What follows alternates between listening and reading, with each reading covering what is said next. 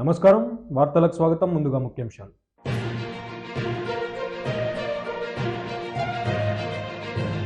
BJP నేతలు media సమావేశం, కాంగ్రెస్ నేతలపై ఫైర్.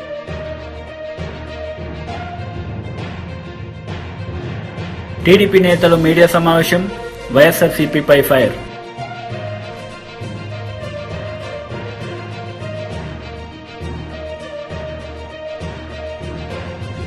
బిఆర్ అంబేద్కర్ కళాశాల స్నాతకోత్సవంలో సీఎం రేవంత్ రెడ్డి ఇతర మంత్రులు పాల్గొన్నారు. ఈ సందర్భంగా వారు ప్రసంగించారు. ఉండాలనే విధంగా వైస్ ఛాన్సలర్లు నియమించకుండా, కొత్త టీచర్లను నియమించకుండా అనేక రకాలుగా విద్యా వ్యవస్థ నిర్వీర్యం చేసినటువంటి దాని నుండి ఇవాళ ప్రభుత్వం ప్రజాప్రభుత్వంగా వచ్చినటువంటి కాంగ్రెస్ ప్రభుత్వం రేవంత్ రెడ్డి గారి నాయకత్వంలో మంత్రులందరూ కూడా, శాసనసభ్యులంతా కూడా ఒకటే ఆలోచన చేస్తా ఉన్నారు. మొట్టమొదటిగా విద్యా వ్యవస్థను మొత్తంగా నిర్వీర్యమైనటువంటి విద్యా వ్యవస్థను ఏ విధంగా తీర్చిదిద్దాలి, భవిష్యత్ సమాజం నిర్మాణం కావాలంటే విద్యార్థులు బంగారుగా భవిష్యత్తులో తయారు కావాలనే ఆలోచనతో ఉన్నటువంటి ప్రభుత్వానికి పెద్దలు, విద్యావంతులు, మేధావులు ఇప్పటిదాకా మౌనంగా నియంతృత్వంగా అణిచివేయబడినటువంటి వాళ్ళు ప్రభుత్వంకి బహిరంగంగా ఓపెన్ గా సలహాలు, సూచనలు కూడా ఇవ్వని సందర్భంగా కోరుతున్నాం. ప్రభుత్వ లక్ష్యం ఆనాడు కాకా గారు ఆలోచించిన విధంగానే, కాకా గారు ఏ విధంగా అయితే తెలంగాణ రాష్ట్ర నేను డాక్టర్ వివేక్ గారు ఎప్పుడు కూడా పార్లమెంట్కు పోయే సందర్భంగా కేర్ హాస్పిటల్కి వెళ్తే నేను తెలంగాణ చూడాలి, మీరు గట్టిగా కొట్లాడమని చెప్పేటువంటి వ్యక్తి. ఈరోజు తెలంగాణ సాధించిన తర్వాత వారు మరణించడం జరిగింది. ఆ ఆలోచన ఇప్పుడు తెలంగాణలో అసలైన ప్రభుత్వం ఏర్పడ్డది కాబట్టి, ప్రజల ప్రభుత్వం ఏర్పడ్డది కాబట్టి వారి ఆలోచనలు అమలు చేసే బాధ్యతగా మన అందరిపైన ఉంది. ముఖ్యమంత్రి గారు ఆలోచన చేసి ఒక దళిత నేత అయినా పేదవాడికి ఒక నీడ ఉండాలని ఆ రోజు బస్తీలలో ఉంటున్న చాలా మంది పేదవారికి నేను ఉన్నాను, మీరు గుడిసెల్లో ఉన్నా గాని మా ప్రభుత్వం ఉన్నప్పటికీ వారికి నేను అండగా ఉంటానని అందరికీ కూడా నీడ కల్పించిన మహనీయులు పెద్దలు వెంకటస్వామి గారు. అదేవిధంగా అనేక సందర్భాల్లో ఈరోజు మేము చెప్పుకోవాలి, సింగరేణి సంస్థ ఆ రోజు బీఏఎఫ్ఆర్కి పోతా ఉన్న సందర్భంలో ఆ రోజు మా నాన్నగారు శ్రీపాదరావు గారితో పాటు పెద్దలు వెంకటస్వామి గారు బీఏఎఫ్ఆర్ నుంచి కేంద్ర మంత్రివర్యులుగా ఉండి వారు బీఏఎఫ్ఆర్ లో పోకుండా సింగరేణి సంస్థను తిరిగి స్వయం ప్రతిపత్తి మీద నిలబెట్టే అవకాశం కల్పించి ఈరోజు సింగరేణి సంస్థ లాభాల్లో నడుస్తా ఉందంటే పెద్దలు వెంకటస్వామి గారి పాత్రను ఈరోజు మనం గుర్తు తెచ్చుకోవాల్సిన అవసరం ఉంది. అదేవిధంగా ఎఫ్సీఐ గాని అక్కడ ఉన్న ఎన్టీపీసీ స్థాపన గురించి గాని వారు చేసిన కృషి మీరు గుండెల్లో పెట్టి చూసుకొని భుజాల మీద మోసింది కాబట్టి ఇంత గొప్ప తెలంగాణకి ఈరోజు ముఖ్యమంత్రిగా మీ ముందు నించున్నా అంటే 4 కోట్ల తెలంగాణ ప్రజల యొక్క ఆశీర్వాదం, 30 లక్షల మంది నిరుద్యోగ యువకుల యొక్క పోరాటమే ఈరోజు కాంగ్రెస్ పార్టీ అధికారంలోకి రావడం, నేను ముఖ్యమంత్రి కావడం అని చెప్పి నేను సవినయంగా తెలియజేస్తున్నా. ఇదే కాకుండా నాయకత్వం శ్రీమతి సోనియా గాంధీ గారు, శ్రీ మల్లికార్జున్ ఖర్గే గారు కష్టపడే యువకులకు అవకాశం ఇవ్వాలన్న ఆలోచనతో ఎంతో మంది అనుభవజ్ఞులు, ఉద్దండులు ఉన్నా వాళ్ళందరినీ సమన్వయం చేసి ఒక యువకుడికి అవకాశం ఇవ్వడం ద్వారా తెలంగాణ పునర్నిర్మాణంలో కాంగ్రెస్ పార్టీ క్రియాశీలక పాత్ర పోషిస్తుంది, దేశానికే ఆదర్శంగా నిలబడుతుందని ఒక విశ్వాసంతో, నమ్మకంతో ఈ బాధ్యతనిచ్చారు. అందుకే ఈరోజు మా వేదిక మీద ఉన్న మంత్రులు పెద్దలు శ్రీధర్ బాబు గారు, పొన్నం ప్రభాకర్ గారు, మా శాసనసభ్యులు అందరం కూడా కఠోరమైన దీక్షతోటి ఈ తెలంగాణను దేశానికే ఆదర్శంగా నిలబెట్టే రాష్ట్రంగా తీర్చిదిద్దే పనిలో భాగంగా రోజుకు 18 గంటలు కష్టపడాలి అని చెప్పి ఈ రోజు మేము ప్రయత్నం చేస్తున్నాం. ఈరోజు శాసనసభలో 119 మంది శాసనసభ్యులు ఉంటే 57 మంది నూతన శాసనసభ్యులు ఉన్నారు. 64 మంది కాంగ్రెస్ పార్టీలో గెలిస్తే 37 మంది మొదటిసారి ఎమ్మెల్యేలుగా ఎన్నికైన వాళ్ళు ఉన్నారు. అందులో ఈనాటికి కూడా ఆనాడు ఇందిరమ్మ ఇల్లు ఇచ్చిన ఒకే గదిలో నివసించే వాళ్ళు కూడా ఈరోజు ఎమ్మెల్యేగా ఎన్నికై శాసనసభలోకి వచ్చిండ్రు అని అంటే డబ్బులుంటేనే రాజకీయాలలో రాణిస్తామన్న అపోహలను పక్కన పెట్టండి, ప్రజల మధ్యలకు వెళ్ళండి, ప్రజల సమస్యలు తెలుసుకోండి, ఆ సమస్యల పరిష్కారం కోసం పనిచేయండి. తప్పకుండా వస్తాయి. డాక్టర్ కావాలన్నా, లాయర్ కావాలన్నా, ఇంజనీర్ కావాలన్నా, ఐఏఎస్ ఐపీఎస్ కావాలన్నా ఎంత కఠోరమైన దీక్షతో మనం చదువుకుంటామో, పూర్తి పరీక్షలు రాస్తామో అంతే కఠోరమైన దీక్షతోని ప్రజా జీవితంలోకి రాండి. ఎందుకంటే ఈ దేశం మనది, ఈ దేశాన్ని నిర్మించుకోవాల్సిన బాధ్యత మనది. మనం పాలకులం కాదు, మనం సేవకులం. ఈ ప్రజలకు నాణ్యమైన సేవలను అందించాల్సిన బాధ్యత మన ప్రజా ప్రతినిధుల మీద ఉన్నది.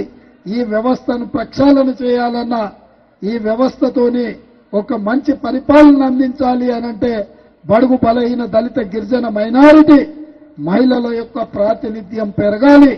అందుకే ఆనాడు చట్టసభలలో ఎస్సీ ఎస్టీ రిజర్వేషన్లతో పాటు ఈనాడు మహిళా రిజర్వేషన్లు కూడా కాంగ్రెస్ పార్టీ.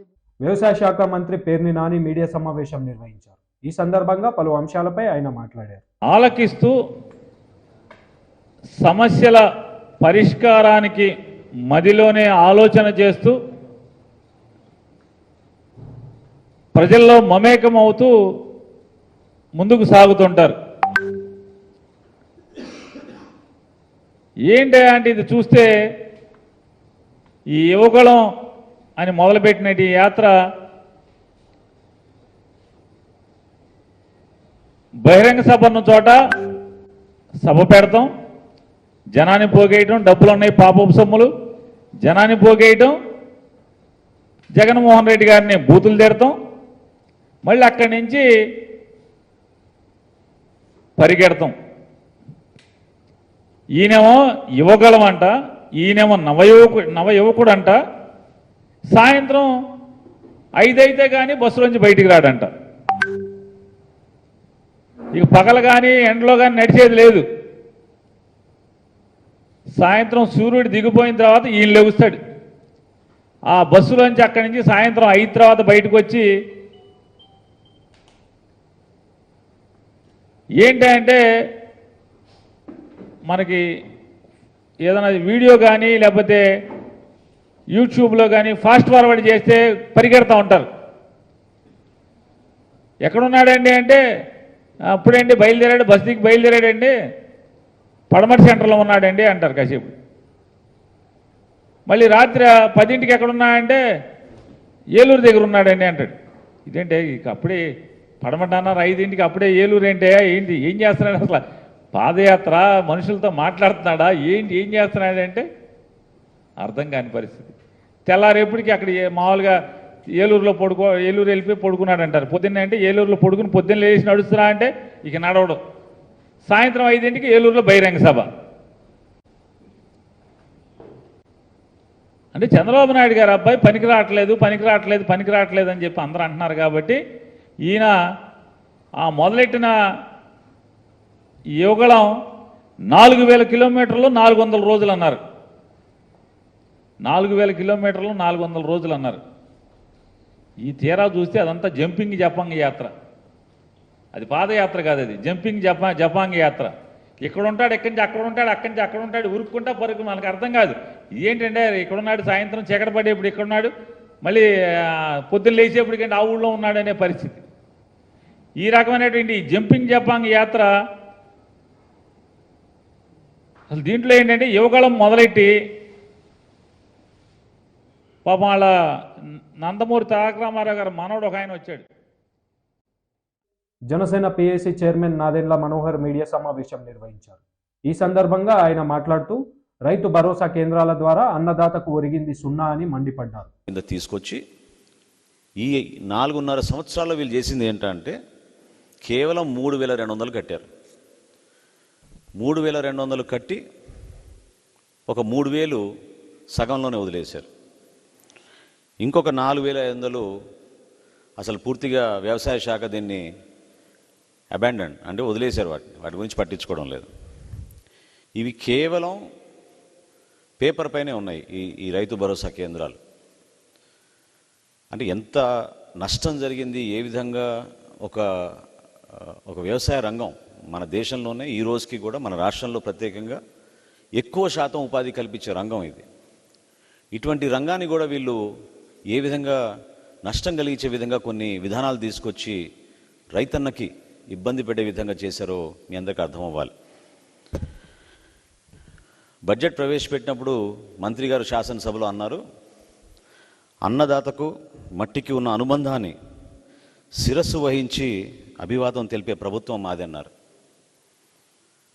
అదే రోజున ఆయన John F Kennedy, Thomas Jefferson, Sri Sri గారిని కోట్ చేస్తూ రైతు లేనిదే రాజ్యం లేదని, గుండెల నిండా విశ్వాసంతో రైతుల్ని జాగ్రత్తగా చూసుకుంటామని ఇదే ఆర్థిక మంత్రి గారు శాసనసభలో చెప్పారు. మరి ఈ రైతు భరోసా కేంద్రాలకి రాష్ట్ర ప్రభుత్వం ఎంత కేటాయించిందో ఒకసారి చూస్తే, ఏ సంవత్సరం అయితే వాళ్ళు ప్రకటించాలో 2020 నుంచి 2021 ఆర్థిక సంవత్సరంలో 100 కోట్లు ఇచ్చారు.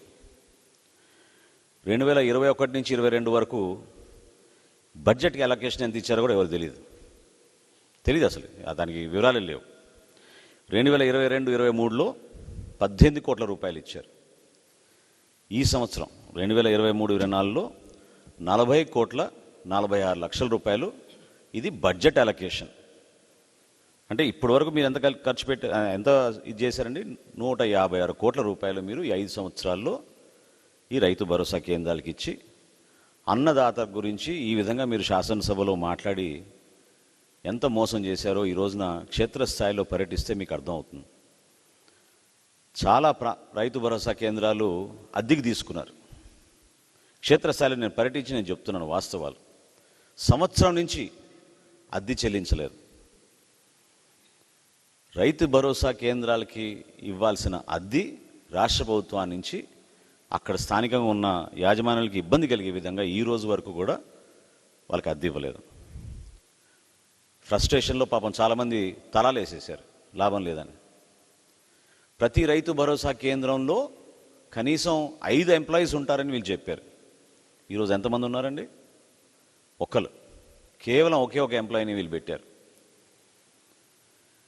ఎక్కడ చూసినా ఒక 20 అంశాల గురించి వీళ్ళు ప్రస్తావిస్తూ ఈ 20 కార్యక్రమాలు కూడా రైతు భరోసా కేంద్రాల్లో ఒక నాలెడ్జ్ సెంటర్గా, ప్రతి గ్రామంలో ఒక నాలెడ్జ్ సెంటర్గా మేము మార్చేస్తాం వ్యవసాయ రంగాన్ని ఈ రైతు భరోసా కేంద్రాల ద్వారా అని చెప్పిన వ్యక్తులు చివరికి రైతుకి అందించాల్సిన పరికరాలు, తైవాన్ స్ప్రేలు కానివ్వండి, తార్పాలు.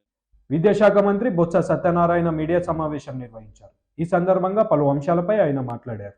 పెంచాలి అంటే 50 సంవత్సరాలకు ప్రమోషన్ కాదు. ఇంతకుముందు ఉన్న దాంట్లో దానికంటే 50 సంవత్సరాల వరకు హెల్పర్ కానీ ఉంటే వాళ్ళకి వచ్చి వర్కర్ ఉంటే వాళ్ళకి వాళ్ళ కార్యకర్త కింద వచ్చి వాళ్ళకి ఇవ్వాలనేది వాళ్ళది ఎంతకుముందు ఎంత ఉంది? 45 సంవత్సరాలు ఉంది.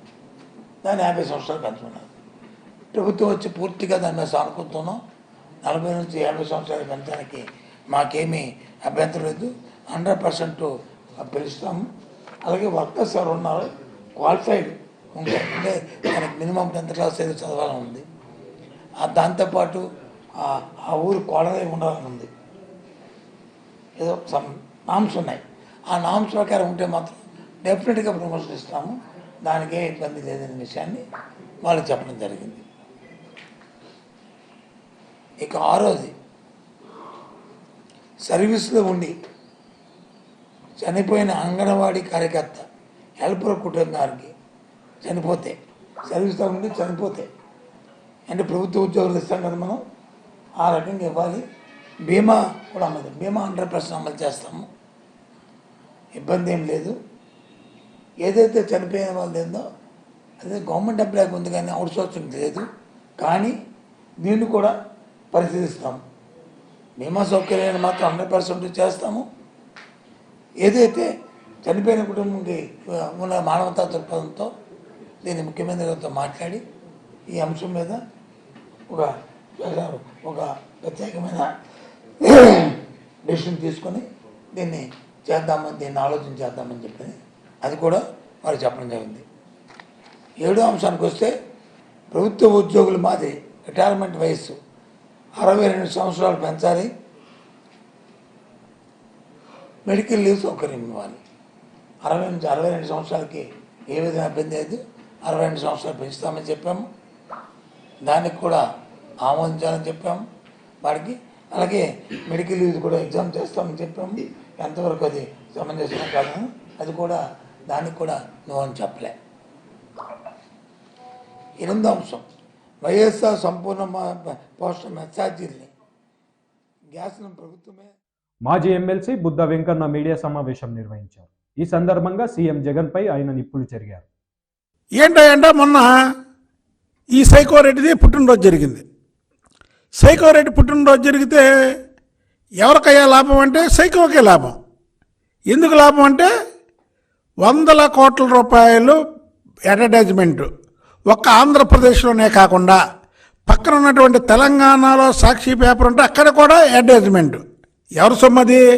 ప్రజల సొమ్ము. జగన్మోహన్ రెడ్డి తాత సొమ్ము కాదు. ఏమిటండి, ఇదిగో సాక్షి పేపర్లో జగన్మోహన్ రెడ్డిది పుట్టినరోజు శుభాకాంక్షలు, ఆ రోజు పథకాలు. ఎవడు బాబు సొమ్ము? ఇగో లోపల పేజీలో ఇది. ఆయన తాబేదారుడు, అతని బినామీ వేమిరెడ్డి ప్రభాకర్ రెడ్డి. ఆయన రాజ్యసభ సభ్యుడు. ఆయన ఏంటి? ఆయన ఒక అడ్వర్టైజ్మెంటు. ఈ అడ్వర్టైజ్మెంట్ ఇవ్వగానే ఆయనకి రావాల్సినటువంటి కాంట్రాక్ట్ బిల్లులన్నీ కూడా ఇది అవుతుంది. ఇదిగోండి ఇంకోటి, విడుదల రజని ఆరోగ్య మంత్రి. గవర్నమెంట్ హాస్పిటల్లో ట్యాబ్లెట్లు ఉండవు. దేనికి? పెద్ద పెద్ద ఆటలు కంటే పర్లా, జ్వరానికి దగ్గుకు కూడా ట్యాబ్లెట్లు ఉండవు. కానీ అడ్వర్టైజ్మెంట్లు ఇవ్వడానికి డబ్బులు వస్తాయి. ఎందుకు వస్తాయంటే ఇది జగన్మోహన్ రెడ్డి ఖాతాలోకి వెళ్తాయి. జగన్మోహన్ రెడ్డి బ్లాక్ వైట్ చేసుకుంటారు. రేపు ఎన్నికలు వస్తున్నాయి. ఎన్నికల్లో ఒక్కొక్క నియోజకవర్గానికి 200 నుంచి 300 కోట్ల రూపాయలు డంప్ చేసుకొని ఉన్నారు. ఎందుకంటే ప్రజలలాగా వ్యతిరేకంగా ఉన్నారు. ప్రజల నుంచి మనకు ఓట్లు పడవు, ప్రజల్ని డబ్బుతో కొన్నాం అని ఒక మాయ ఐడియా వేసుకొని ఒక్కొక్క నియోజకవర్గానికి 200-300 కోట్ల రూపాయలు డంప్ చేయడం జరిగింది. జగన్మోహన్ రెడ్డి సభలకి జనం ఉండరు. కానీ జగన్మోహన్ రెడ్డి ఎక్కగానే చెప్తాడు. ఏం చెప్తాడు అంటే ఆంధ్రజ్యోతి పేపర్ గురించి చెప్తాడు, ఈనాడు పేపర్ గురించి చెప్తాడు, TV5 గురించి చెప్తాడు. ఎందుకు చెప్తారు? వాళ్ళు వాస్తవాలు రాస్తారు. వాస్తవాలు రాస్తే అసలు ప్రతి మీటింగ్లోని పత్రికల కోసం, ఆ పత్రికలకు ఉన్నటువంటి స్వేచ్ఛాభావాన్ని నువ్వు ఎందుకు ఇచ్చేస్తావు? నీ సాక్షి పేపర్ పెట్టింది ఇప్పుడు. టీడీపీ రాష్ట్ర అధికార ప్రతినిధి నీలాయపాలెం విజయ్ కుమార్ మీడియా సమావేశం నిర్వహించారు. ఈ సందర్భంగా పలు అంశాలపై ఆయన మాట్లాడారు. బుగ్గన రాజేంద్ర గారు ఈ మధ్య ఎప్పుడు అప్పు అనగానే పక్క రోజు పొద్దున ప్రెస్ కాన్ఫరెన్స్ పెట్టే దువ్వూరి కృష్ణ గారు, వీళ్ళందరూ ఒక్కసారి ఆ నివేదిక చదవండి సార్. మీరు ఎన్నెన్ని అప్పులు చేశారు, ఎన్నెన్ని అప్పులు దాచిపెట్టారు, ఎంతెంత వడ్డీలు కడుతున్నారు, రోజు కనీసం 80-90 కోట్ల రూపాయలు వడ్డీలకే కడుతున్నారు. ఇవన్నీ చాలా డీటెయిల్గా ఇచ్చారు సార్. ఇంకా మీరు దాచలేరు. మీరు ఆర్బీఐ నుంచి ఎంత అప్పు తీసుకున్నారు అని మీరు ప్రెస్ కాన్ఫరెన్స్లో చెప్పే అబద్ధాల కాలం చెల్లింది. ఆర్బీఐ స్పష్టంగా ఆర్బీఐ నుంచి మాత్రం, ఎందుకంటే కార్పొరేషన్ అప్పులు వాళ్ళకి సంబంధం లేదు కాబట్టి, ఆర్బీఐ నుంచి మీరు ఎఫ్ఆర్బిఎం లిమిట్ను ఎన్నిసార్లు క్రాస్ చేశారు, ఎంతలో క్రాస్ చేశారు, ఇవన్నీ చాలా డీటెయిల్గా ఉంది సార్. అప్పుల్లో గ్యారంటీల్లో మన ఆంధ్రప్రదేశ్ గవర్నమెంట్ ఫస్ట్ ప్లేస్లో ఎలా వచ్చింది, ఎంత కూడా చాలా గ్యారంటీకి ఇచ్చారు సార్. సో గొప్పగా చెప్పుకునే మీరు సంక్షేమ రంగం మీద మేము అంత పెట్టాము అనే దీంట్లో మీరు ఎంత పెట్టారు, మన స్థానం ఏంటి దేశంలో, ఇట్లాంటి విషయాలంతా ఉంది. అప్పుడు గురించి నేను లాస్ట్లోకి వస్తాను. ఎందుకంటే ఇప్పటిదాకా అలవిమాలిన అప్పుల గురించి మాట్లాడాము. అవి ఒక పరిధి దాటిపోయి అలవిగానంత అంటారు అదుపు చేయలేనంత స్థాయికి వెళ్ళిపోయాయి. కాబట్టి దాన్ని అందరికీ తెలుసు కాబట్టి దాని గురించి చివరిలో మాట్లాడుకుందాం. కీలక రంగాలైన విద్య, వైద్యం, దాన్ని ఏమైనా పెట్టుబడులు, ప్రజారోగ్యం, ఇట్లాంటి విషయాల మీద మన రాష్ట్రం మిగతా రాష్ట్రాలతో కంపేర్ చేస్తే వీళ్ళు చాలా పొడి చేస్తున్నాం. ఇప్పుడు సపోజ్ విద్య, నాడు నేడు అంటూ ఏమో చేస్తే ఉన్నారు, కానీ ఖర్చు జరిగిందా? At the end of the day మనం మొత్తం ఖర్చులో పలానా రంగానికి ఎంత ఖర్చు పెట్టాము అన్నదే మేజర్ ఇష్యూ. డబ్బులు ఖర్చు పెట్టకుండా ఎన్నైనా చెప్పొచ్చు, రకరకాల ప్రోగ్రాములు చెప్పొచ్చు. సో ఒక్కొక్క రంగానికి ఆర్బీఐ ప్రకారం, రిజర్వ్ బ్యాంక్ ఆఫ్ ఇండియా ప్రకారం ఆంధ్రప్రదేశ్ గవర్నమెంట్ ఒక్కొక్క రంగానికి ఎంత ఖర్చు పెట్టింది, అది రిమైనింగ్ స్టేట్స్ అంటే దేశంలోని మిగతా రాష్ట్రాలతో పోలిస్తే ఎంత ఉంది. ఇప్పుడు మన ఆర్థిక పరిస్థితిని, మన యొక్క పరిపాలనని మనం అంచనా వేయాలంటే మిగతా వాళ్ళు, ఇప్పుడు క్లాస్లో నేను ఫస్ట్ అంటే మిగతా వాళ్ళతో పోలిస్తే నువ్వు ఫస్ట్, క్లాస్లో నాకు ఎవరితో పోల్చుకుని నేనే ఫస్ట్ అనుకుంటే ఎట్లా? సో మొట్టమొదటిగా మనం విద్యతో స్టార్ట్ చేద్దాం. విద్య లేనివాడు వింత పశువు. సో విద్యారంగానికి ఈ గవర్నమెంట్ ఏం చేసింది?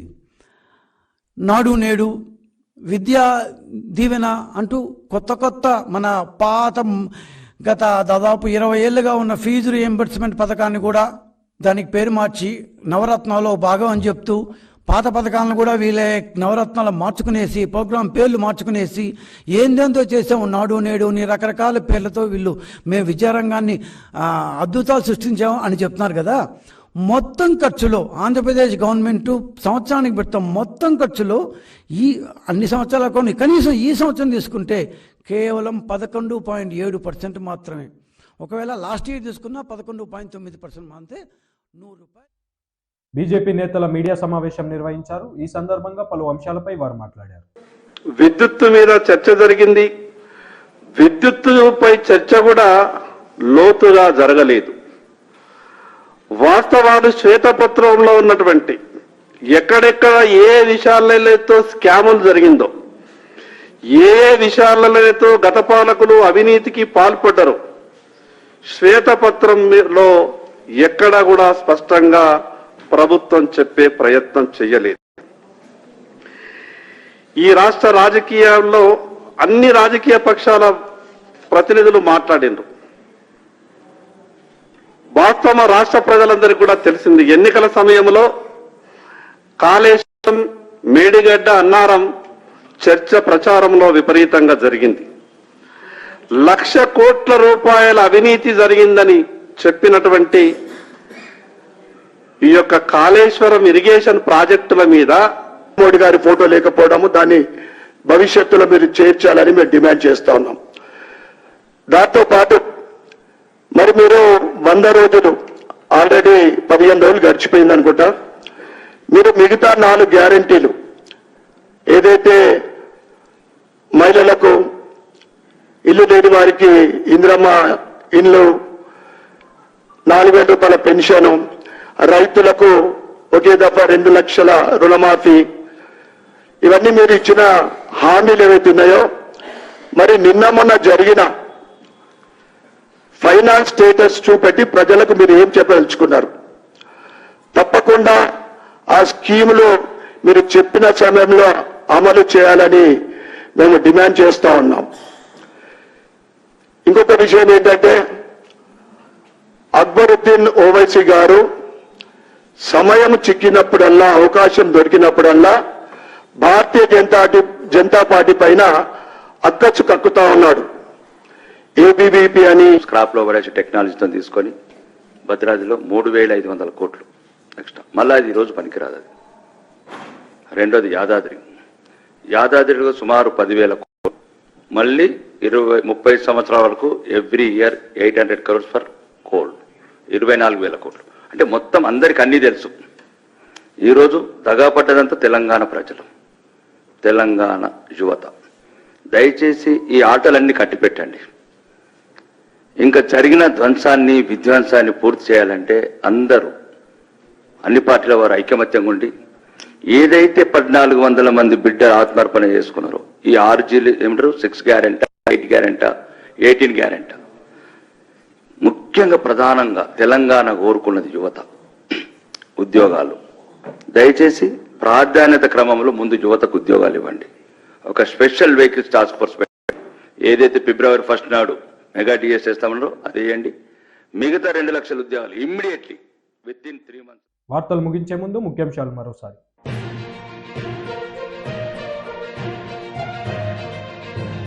బీజేపీ నేతల మీడియా సమావేశం, కాంగ్రెస్ నేతలపై ఫైర్.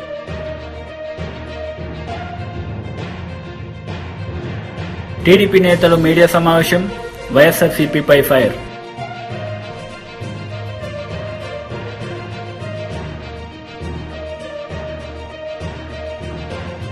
ఈ వార్తలు ఇంతటితో సమాప్తం.